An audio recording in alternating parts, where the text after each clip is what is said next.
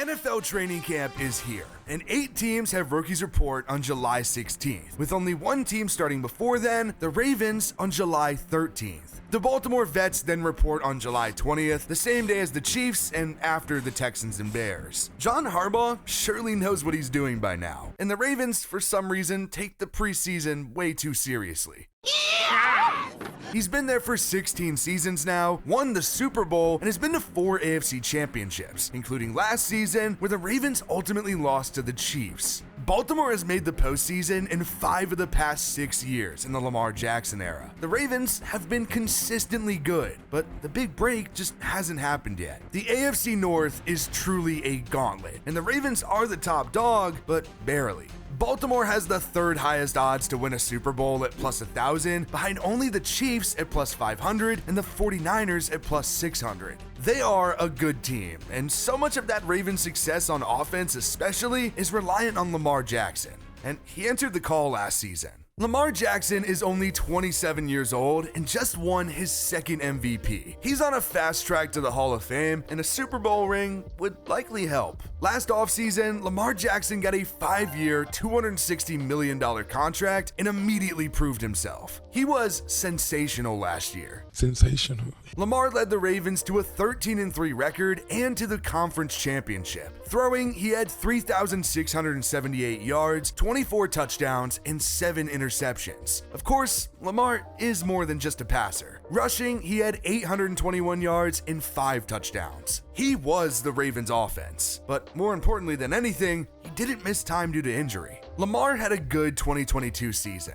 but missed the last 5 games of the year because of a PCL injury. It completely derailed the Ravens' season, but Lamar still did have a good year. But 2021 was definitely his worst. He only passed for 16 touchdowns and had 13 interceptions. Lamar still rushed for 767 yards, but had a career low 2 touchdowns before suffering an ankle injury that caused him to miss the rest of the year. As for his first 3 seasons in the league, Lamar Jackson was fantastic and healthy. He had 26 touchdowns to 9 interceptions and rushed for 1,000 yards and 7 touchdowns in 2020. He proved that his original 2019 MVP wasn't a fluke. That was a special year where he really put the NFL on watch. He led the league with 36 touchdowns, only threw 6 interceptions, and rushed for a quarterback NFL record 1,206 yards and added 7 touchdowns on the ground. He was just incredible. Lamar also had a good rookie season, and he went 6-1 when he started over Joe Flacco, but 2019 was when it really all truly began, and the Ravens have done a great job surrounding him with talent. Lamar Jackson has played with some good players in Baltimore, but Derrick Henry is going to be a fun one. The Ravens have been such a run-heavy team for a while now, and Lamar helps that, and now Henry will too. He got a 2-year, $16 million deal worth up to $20 million. Henry was a beast for the Titans. The 2023 season was a down one for his standards. He's 2 seasons removed from a 1,500-yard season, and last season rushed for 1,100 yards and 12 touchdowns. Henry's peak, though, was likely in 2019-2020. He led the league in rushing yards and touchdowns in both seasons. 2019, he had 1,500 yards and 16 touchdowns, and then in 2020, he had 2,027 yards and 17 touchdowns, winning Offensive Player of the Year. Derrick Henry just feels like a Raven. And then behind him, Justice Hill and Keaton Mitchell are there, and both just rushed for 300 yards last season.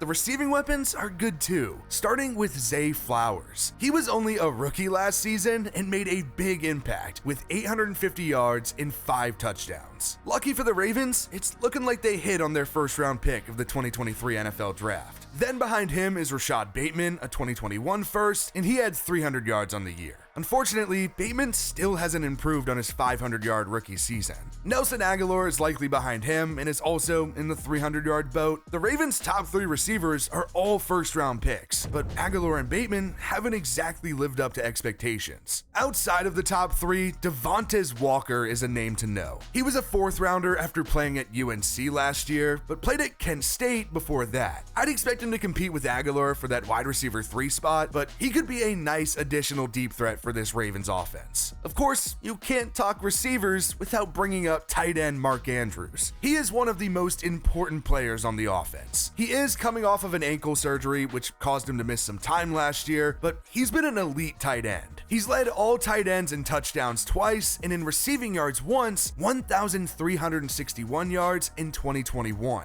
Isaiah Likely did make some noise while Andrews was out. He had 400 yards last season, but I'd expect Andrews to step right back into his role as Lamar Jackson's favorite receiver. Now, despite how good Lamar Jackson has been at rushing the ball, the offensive line wasn't good. Only 2 starters are returning. Left tackle Ronnie Stanley, who really hasn't been the same since an ankle injury in 2020, and center Tyler Linderbaum, a 2022 first-round pick. The Ravens lost a lot on the line. Both guards, Kevin Zeitler and Josh Simpson, and tackle Morgan Moses. Baltimore did cover their bases though, using a second-round pick on tackle Roger Rosengarten out of Washington, so he'll likely replace Moses. Then expect Ben Cleveland to be a regular starter and Andrew Voorhees too. If you remember, Voorhees was projected to be a high pick, but tore his ACL at the combine and dropped to the 7th round last year. Even without a great line though, really doesn't matter. The Ravens have a good offense, and you can credit a lot of that to Lamar Jackson. As for the other side of the ball, the Ravens' defense looks a bit different this year, especially coaching-wise. Defensive coordinator Mike Macdonald is no longer in Baltimore and is now the Seahawks head coach. So, the Ravens promoted Zach Orr to defensive coordinator after he served some time as the inside linebackers coach. But the staff as a whole looks really new. Anthony Weaver was the defensive line coach, but is now the Dolphins DC. And Denard Wilson was the defensive backs coach, and he's now the DC for the Titans. So, it is a bit different. And as for players, the Ravens lost Patrick Queen, who went on to sign with the rival Steelers. Jadeveon Clowney left, and Ronald Darby and Geno Stone are both gone from the secondary. That Ravens defense was insane last season, but it did have a lot of loss. Regardless, I'd be willing to bet that they're good again though. The safeties are 2 guys you've likely heard of. Kyle Hamilton, a first-team All-Pro last year, and Marcus Williams. Wildly enough, he actually tore a pec last season, but ended up foregoing surgery to play. Williams has been a good NFL safety, but unfortunately, he'll always be known for one play no matter what. Speaking of injuries, Marlon Humphrey missed the beginning of last season because of a foot surgery, but still played in 10 games. Brandon Stevens and Arthur Maulet are 2 important returning corners, and Baltimore also selected Nate Wiggins late in the first round after he was a 2-year starter at Clemson. At linebacker, Roquan Smith is there on the inside. The Ravens traded for him in 2022, and now he's in the midst of a 5-year, $100 million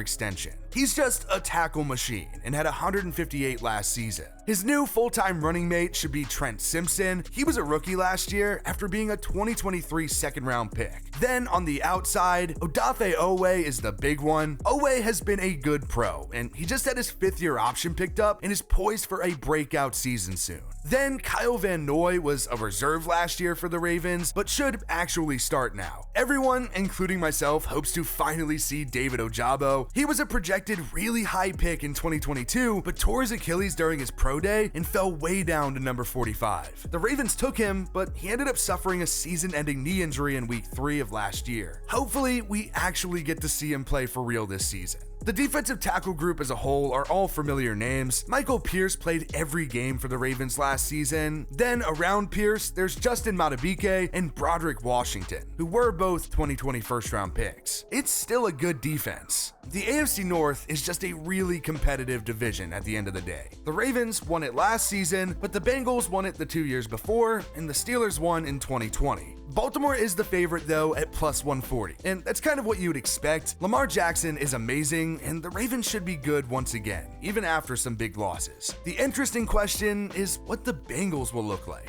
Joe Burrow tore a ligament in his wrist and missed the rest of the season, but both Jamar Chase and T. Higgins are still there. Cincinnati has some stars, but are they good enough to actually compete with the Ravens for the division title? Then there's the Browns at plus 550. Cleveland's defense is very good, and there are some good offensive weapons on the roster, but Deshaun Watson has just been a complete mess, and who knows when or if he's ever going to figure it out again. Nick Chubb and Amari Cooper are there, and the Browns did just trade for Jerry Jeudy from the Broncos, but the Browns still don't have great odds. But hey, Cleveland did find ways to win with washed-up Joe Flacco at quarterback, so who knows with them. Then there's the Steelers. It's safe to say that Pittsburgh has fallen off just a bit post Ben Roethlisberger. Russell Wilson is the expected starter after signing a 1-year deal, and the Steelers also just traded for Justin Fields. The Steelers and Browns are probably bad at quarterback, at least until proved otherwise. Burrow is questionable coming off of an injury and how much that'll affect him going forward, and meanwhile, Lamar Jackson just won his 2nd MVP. The Ravens did lose some dudes, but don't get it twisted. Baltimore is the team to beat in the AFC North.